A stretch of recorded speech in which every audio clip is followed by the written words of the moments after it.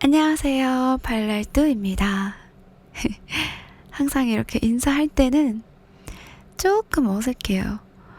아직까지는 좀 그러네요. 오늘도 좋아하는 시를 나누려고 찾아왔습니다.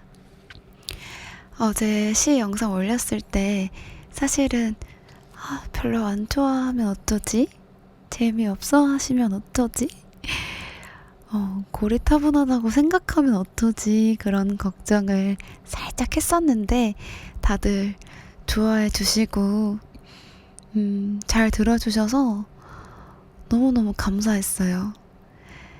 오늘도 이제 바로 추천하기 들어가 볼 텐데요.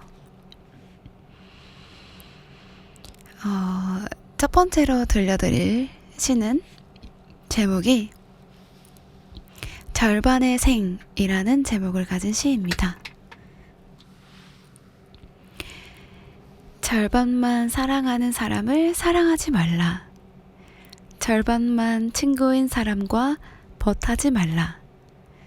절반의 재능만 담긴 작품에 탐닉하지 말라. 절반의 인생을 살지 말고 절반의 죽음을 죽지 말라.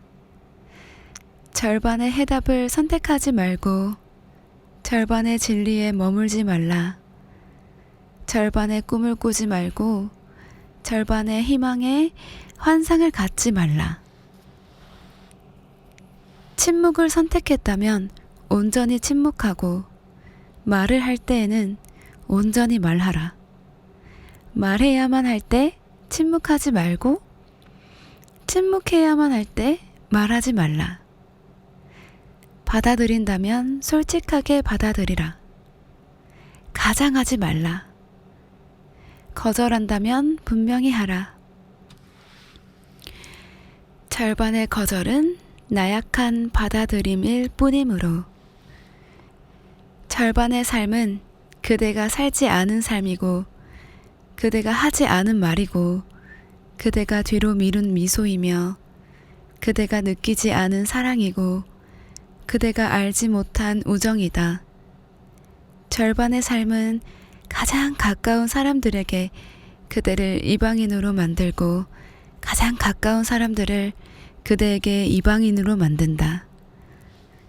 절반의 삶은 도착했으나 결코 도착하지 못한 것이고 일했지만 결코 일하지 않은 것이고 존재하나 존재하지 않은 것이다.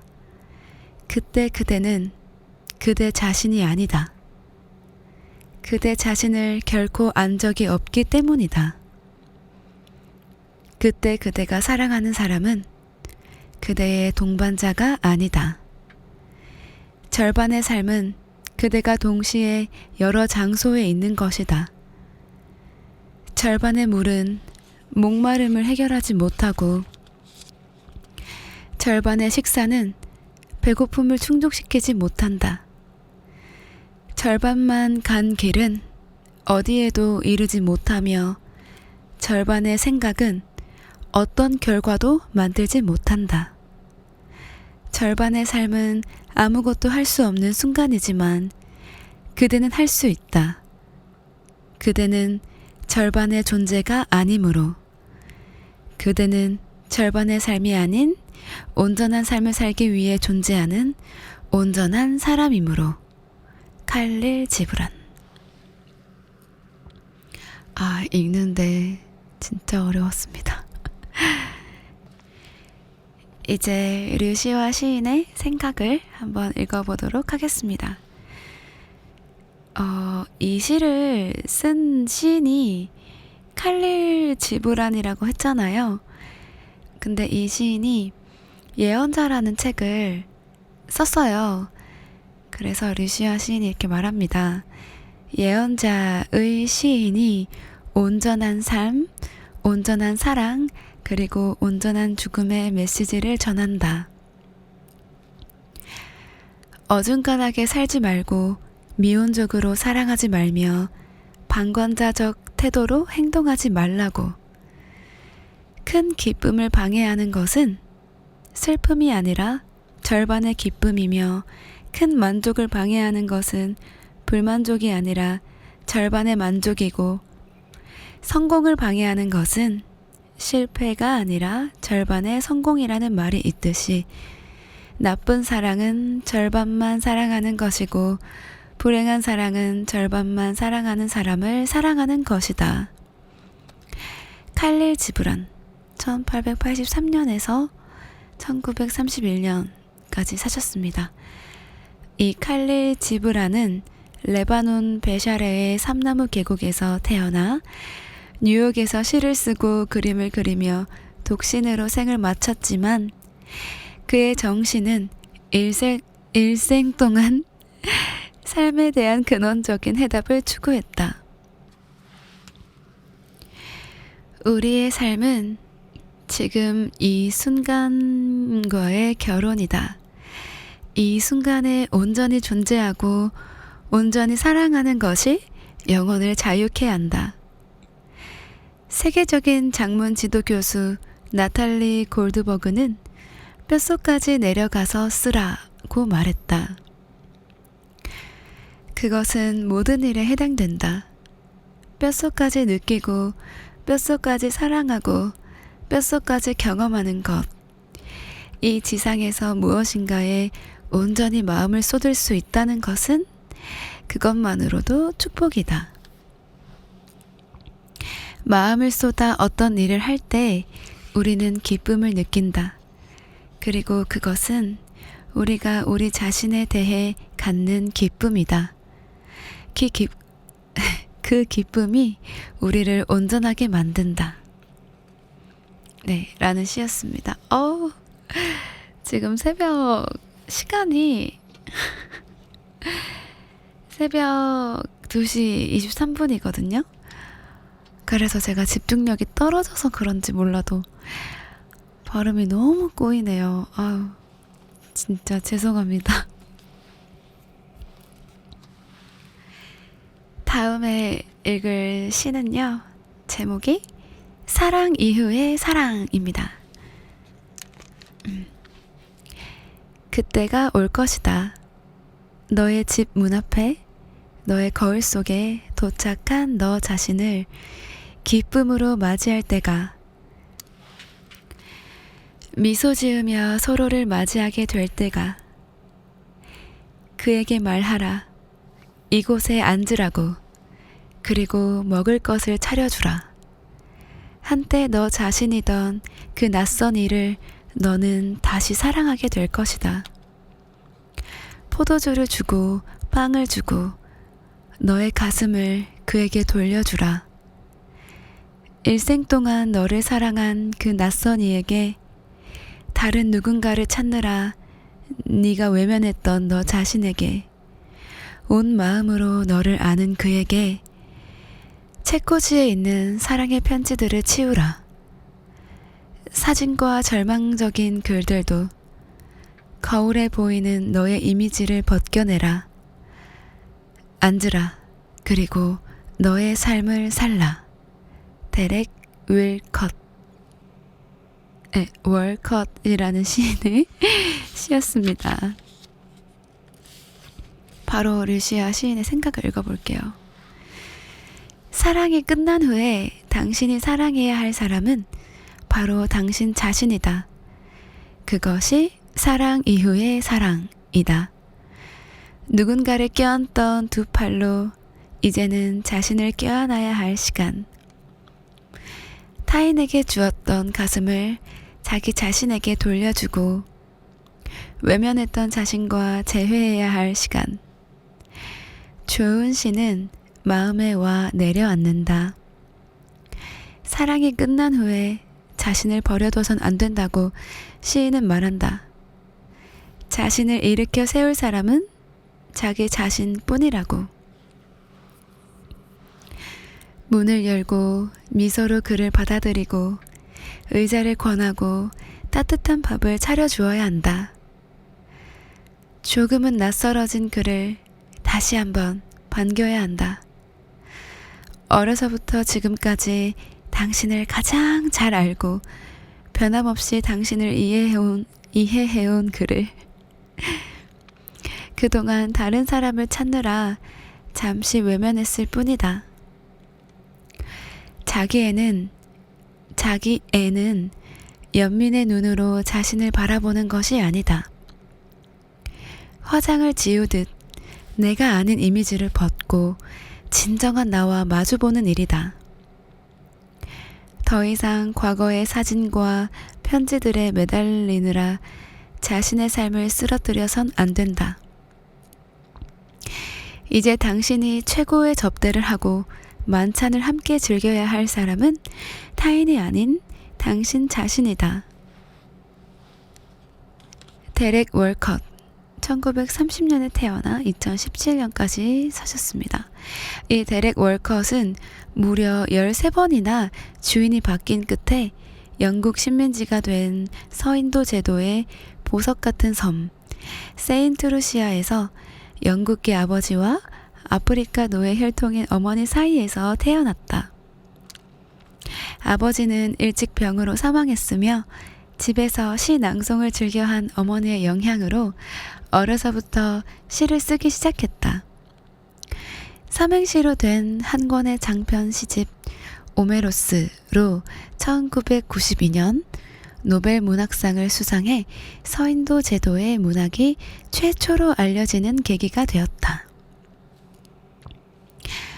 문학적 성공과 달리 월컷의 사랑은 매번 실패로 끝났으며 결혼 생활도 3번의 이혼으로 끝이 났다. 대표시 중 하나인 이 시 속에 그 사랑의 절망이 고스란히 담겨 있다. 월컷은 또 다른 시에서 쓰고 있다. 가슴아, 넌 새가 날듯 내 가슴 속에 있으니. 가슴아, 넌 태양이 잠자듯 내 가슴 속에 있으니. 가슴아, 넌 이슬인 듯 고요히 내 안에 있으니. 넌 내 안에서 우는구나. 내리는 비가 울듯. 여기까지가 사랑 후에 오는 사랑인가? 네. 사랑 이후에 사랑이라는 시 내용이었습니다. 근데 되게 저는 공감해요. 어쨌거나 사람은 살아가면서 인연을 만들어가게 되는데 뭐 그 인연이 이성 간의 인연일 수도 있고 뭐 그냥 동성일 수도 있고 지인일 수도 있고 뭐 어쨌든 여러 인간관계를 만들어 가잖아요. 단순히 이성 간의 사랑이 아니더라도 나의 인간관계가 하나 끝났을 때 그때 찾아오는 공허함이나 허무함이나 좀 허탈함? 그런 것들이 있잖아요. 그랬을 때 떠나보낸 그리고 떠나갔던 그런 인연은 뒤로 하고 가장 챙겨야 할 것은 자기 자신인 것 같습니다. 안 그러면 안 챙겨버리면 내가 뭔가 부족해서 그런 걸까? 내 잘못인가? 내가 이렇게 했어야 됐나? 그런 생각도 들고 자기 자신이 똑바로 서지 못해서 이미 끝난 인연을 붙들고 어떻게든 이어보려고 헛된 노력을 하게 되면서 또 상처를 받거나 스스로를 미워하거나 작아지거나 자기 자신을 돌봐야 하는데 끝난 인연의 상대를 붙잡으려고 자기 자신을 방치하게 되는 시간이 올 수도 있잖아요. 그래서 뭐가 어떻게 됐든 결국 내 인생을 함께 살아갈 사람은 존재는 나 자신밖에 없기 때문에 진짜 잘 챙겨줘야 된다고 생각해요. 제가 이 시인처럼 멋지게 말은 못하겠는데 혹시나 아, 외롭다, 적적하다, 혹은 누군가와 만났다가 이별하셨거나, 혹은 뭐 친구와 손절을 하게 됐다거나, 아니면 뭔가 인간관계에 회의를 느끼시는 분이 계시다면, 그런 걱정보다도 그래, 이참에 나 스스로랑 데이트도 많이 하고 그동안 남들을 챙기느라 못 챙겼던 나 자신을 챙기면서 스스로를 더 알아가는 시간을 가져봐야겠다 라고 생각하면 좋지 않을까 하는 저의 생각입니다. 네. 여기까지 제 생각을 떠들고요. 다음 또 읽어드릴 시는 제목이 사라짐의 기술입니다. 사람들이 우리 전에 만난 적 있죠? 하고 말하면 아니라고 말하라. 사람들이 파티에 초대하면 대답하기 전에 무슨 파티인지 잊지 말라. 그곳에서 누군가는 너에게 자신이 한때 시를 썼노라고 큰 소리로 말할 것이다. 종이 접시에 기름투성이 소시지를 들고서 그것을 떠올린 다음에 대답하라. 사람들이 우리 만나야 한다고 말하면 왜? 라고 반문하라. 그들을 더 이상 사랑하지 않아서가 아니다. 잊어버리기에는 너무 소중한 어떤 것을 기억하려는 것일 뿐이다. 나무들과 해질녘 사원의 종소리를 그들에게 말하라. 새로운 계획이 있다고. 그 일은 언제까지나 끝나지 않을 것이라고. 누군가 식료품 가게에서 너를 알아보면 간단히 고개를 끄덕이고 양배추가 되어라. 10년 동안 소식 없던 누군가가 문 앞에 모습을 보이면, 문 앞에 모습을 나타내면 그에게 너의 새 노래를 전부 불러주지 말아라. 결코 시간을 따라잡지 못하리라. 한 장의 나뭇잎처럼 걸어 다니라. 언제든 떨어질 수 있음을 기억하라. 자신의 시간을 갖고 무엇을 할 것인지 결정하라. 나오미 쉬하브 나이. 사라짐의 기술이라는 시였고요. 뭐 사람들이 우리 만난 적 있죠? 하고 물어보면 아니라고 말하라고 하고, 또 어떤 파티에 초대하면 그게 어떤 파티인지 무슨 장소인지를 항상 잊지 말고 기억하라고 하네요. 그리고 그것을 떠올린 다음에 초대한 것에 대해 대답을 하라고 하는 것 같아요. 그리고 우리 만나야 한다 하고 말하면 왜? 라고 반문하라고 합니다. 그 이유는 그 사람들을 사랑하지 않아서가 아니라 다른 잊어버리기에는 너무 소중한 것들을 기억하려는 것일 뿐이라고 하네요. 그게 아까 나무들과 해질녘 사원의 종소리라고 말합니다. 제가 와닿았던 구절은 10년 동안 소식 없던 누군가가 문 앞에 모습을 나타내면 그에게 너의 새 노래를 전부 불러주지 마라. 결코 시간을 따라잡지 못하리라. 라는 요 구절이 마음에 들었습니다. 자, 류시와 시인의 생각도 한번 읽어볼게요. 왜 나는 이 시를 옹호하고 싶어지는가? 사람들이 길에서 나를 알아보고 말을 걸면 나는 종종 내가 아니다 라고 말한다.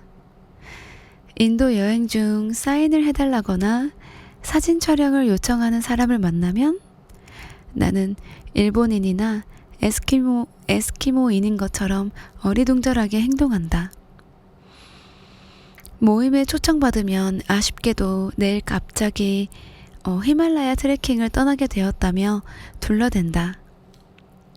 오만하거나 불친절하다고 욕하지 말아달라. 내가 인간을 사랑하지 않기 때문이 아니다. 나는 그저 어떤 이름에도 구애받지 않고 홀가분하게 살고 싶은 것이다. 내가 누구이고 어떤 위상을 가진 존재인가를 내보이는 만남. 가면 쓰고 모여서 서로의 가면을 칭찬하는 모임에 가지 않을 권리는 소중하다. 당신은 전에는 이곳에 없었고 언젠가는 이곳을 떠날 것이다. 그 사이가 당신이 여기 머무는 시간이다. 생명으로 넘치고 빛이 가득한 이 행성에 이 시가 나에게 가슴 깊이 다가온 것은 많은 모임들과 만남 요청에 끌려다니다가 어느 가을 아침 서늘한 공기와 함께 나비가 더 이상 날아오지 않는 것을 알아차렸을 때이다. 버지니아 울프가 말했다. 자기 자신 외에는 아무도 될 필요가 없다고. 꽃을 사랑한다고 말하면서 꽃에 물을 주지 않으면 꽃을 사랑하는 것이 아니다. 자기 자신에 대해서도 마찬가지다. 나오미 슈아브 나이는 미국인이면서 아랍인이다. 사랑하라 한 번도 상처받지 않은 것처럼 에서 이름을 나오미 슈아브 니에로 잘못 표기한 것에 대해 시인께 사과드린다. 이거 괄호의 내용이네요. 마저 읽어볼게요. 팔레스타인 출신의 아버지와 미국인 어머니 사이에서 태어나 예루살렘과 미국을 오가며 성장했다. 어려서부터 책을 읽어준 어머니의 영향을 받아 작가가 되었으며 14살 때 팔레스타인에 사는 할머니 집을 방문한 것이 그녀의 인생관을 바꿔놓았다. 인간에 대해 통찰과 따뜻함으로 가슴의 문학을 해왔다는 평을 받는다. 내 목소리가 들리나요? 내 글을 담은 작은 배가 당신을 향해 나아갑니다. 라고 그녀는 어느 글에서 썼다. 유명한 언론인 빌 모이어스가 심장수술을 한 뒤 이 시가 적힌 종이를 늘 지갑에 넣고 다녔다는 것을 기억해야 한다. 형식적이고 피상적인 만남에 시간을 빼앗기지 않고 잊어버리기에는 너무 소중한 것에 시간을 쏟겠다는 의지이다. 이기적이고 비사교적으로 보일 수 있는 시가 마지막 행에 이르러 경건해진다. 한 장의 나뭇잎처럼 걸어다니라. 언제든 떨어질 수 있음을 기억하라. 자신의 시간을 갖고 무엇을 할 것인지 결정하라. 이보다 더 소중한 충고가 어디 있는가. 까지가 류시화 시인의 생각입니다. 여기서 제가 와닿았던 것은 나는 그저 어떤 이름에도 구애받지 않고 홀가분하게 살고 싶은 것이다. 내가 누구이고 어떤 위상을 가진 존재인가를 내보이는 만남과 가면을 쓰고 모여서 서로의 가면을 칭찬하는 모임에 가지 않을 권리는 소중하다. 이 구절이 되게 와닿았고요. 그리고 그 버지니아 울프가 말했다. 자기 자신 외에는 아무도 될 필요가 없다고. 네, 그 말도 되게 좋았고요. 이렇게 생각하게 된 계기가 그 류시아 시인이 막 많은 모임이랑 만남 요청에 끌려다니다가 어느 가을 아침 서늘한 공기와 함께 나비가 더 이상 날아오지 않는다는 것을 알아차렸을 때이다 라고 말했거든요. 이제 이 문장에서 시간의 흐름을 알 수가 있잖아요. 막 주변 지인과 뭐 사람들 사교 모임에 끌려다니다가 어느 날 문득 정신 차려 보니까 분명히 내가 기억하고 있을 때는 나비가 날아오르고 따사로운 햇살이 있었는데 갑자기 서늘한 공기가 스치고 가을이 성큼 다가와서 더 이상 그런 나비들도 볼 수 없고, 아, 내가 이렇게 계절의 흐름을 잊고 살았구나라는 것을 깨닫게 된 순간, 아, 뭐가 더 중요하지? 이런 생각을 하지 않았을까 싶어요. 저도 진짜 이렇게 바쁘게 막 계절이 어떻게 지나가는지도 모른 채 몇 년을 살았었거든요. 그때 정말 많은 노력을 하고 성장도 했지만 항상 아쉬움이 있었어요. 계절을 느끼지 못했다라는 것에 대한, 한여름인 줄 알았는데 어느 날 너무 추워서 보니까 겨울이 다가와 있고, 그렇게 지낸 적이 있거든요. 겨울 냄새 항상 이제 뭐 봄 냄새든 여름 냄새든 가을 냄새든 겨울 냄새든 저는 항상 맡거든요. 그거를 후각이 좋아서 그런지 모르겠는데 계절이 바뀌면 그 계절이 바뀌는 냄새가 나요. 그거를 느끼고, 아, 이제 계절이 바뀌는구나, 그런 느낌이 너무 좋았는데 그걸 또 다 놓쳐버렸다고 생각하니까 정말 아쉬웠던 시간들이었거든요. 그게 떠오르네요. 네, 잠시 사색에 잠겼습니다.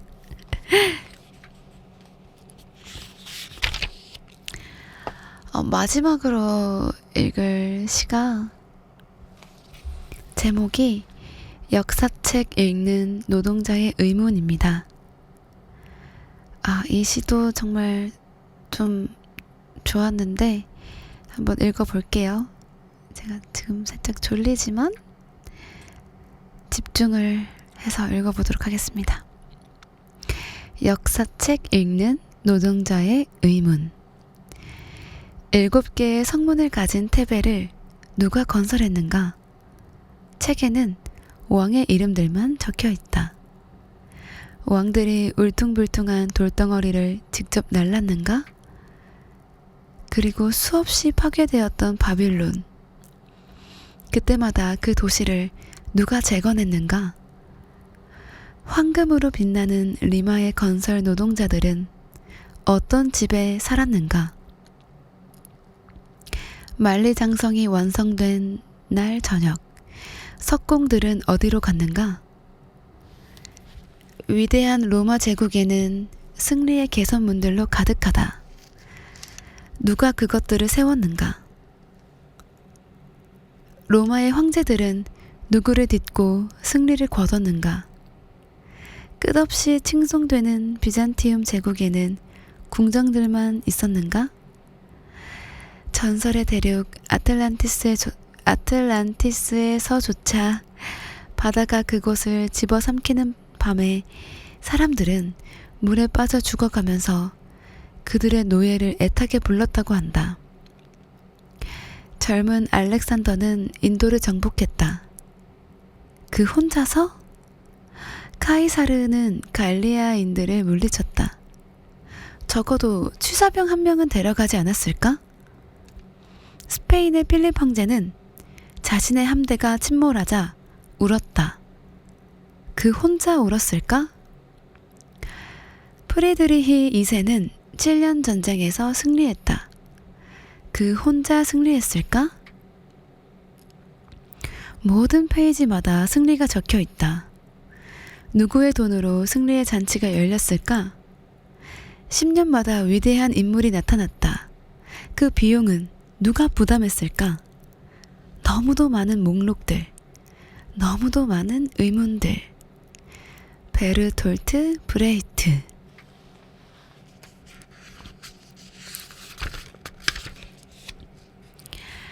르시아 시인의 생각입니다. 질문에 대답해보라. 불가사의한 문화유산을 남긴 고대 이집트의 수도 테베를 왕들이 세웠나? 노동자들이 건설했나? 대성당과 광장과 수녀원들이 즐비한 페루의 도시 리마는 누구의 노동으로 완성되었나? 동로마 제국의 중심지 비잔티움에는 오직 부자들만 살았나?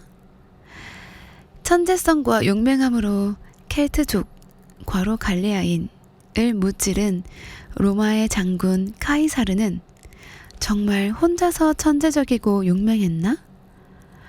무적함대라 불리던 스페인 전함들이 영국군의 공격에 침몰하고 10,000명의 병력이 숨졌을 때 눈물 흘린 이는 필립 황제 혼자였나? 유럽 열강이 둘로 갈라져 싸운 7년 전쟁에서 승리해서 마지막 신성 로마 제국 황제가 된 프리드리히 2세는 얼마나 많은 이들의 희생을 딛고 그 자리에 올랐나? 너무도 많은 목록들, 너무도 많은 의문들. 베르톨트 브레이트 1898년에서 1956년까지 사셨습니다. 이 베르톨트 브레이트는 독일의 시인이자 극작가로 나치를 피해 망명 후 유럽과 미국을 전전하며 작품 활동을 했다. 아우슈비츠 이후 서정시는 불가능하다는 말을 남겼으며 대표 시집 시를 쓰긴 어려운 시대가 있다. 역사 속 사건들을 나열하며 시인은 우리가 당연히 받아들이는 것에 근본적인 질문을 제기한다. 역사의 기록 자체가 불공정하다.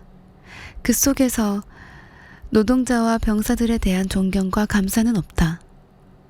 승리는 언제나 권력자들의 몫이고 희생은 민중의 몫이다. 답해보라. 오늘날 우리의 국가와 공동체는 누구의 힘으로 유지되고 있는가? 네, 여기까지인데요. 제가 이걸 읽고 참 맞아 좀 가슴 깊이 좀 깨닫는 게 있었습니다.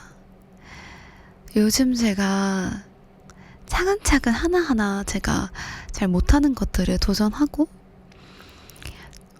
어제 시 영상에서도 말씀드렸는데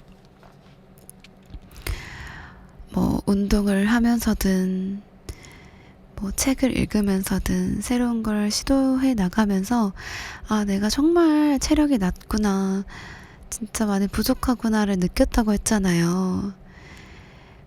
평소에 저는 리더나 뭐 어떤 곳이 있으면 그곳에 헤더 그런 급이 되어야만 한다고 늘 생각하면서 제 분야에 대해서도 막 연습을 그렇게 하고, 또 혹시 제가 꼬르륵거리는 소리가 들렸나요? 몰입을 방해했다면 죄송합니다. 네. 아무튼 어떤 곳을 가던 으뜸이 되기 위해서 연습하고 공부하고 노력했던 것 같아요. 근데 이 시를 읽고서 내가 으뜸이 된다고 하면 그게 과연 오롯하게 나의 노력인가?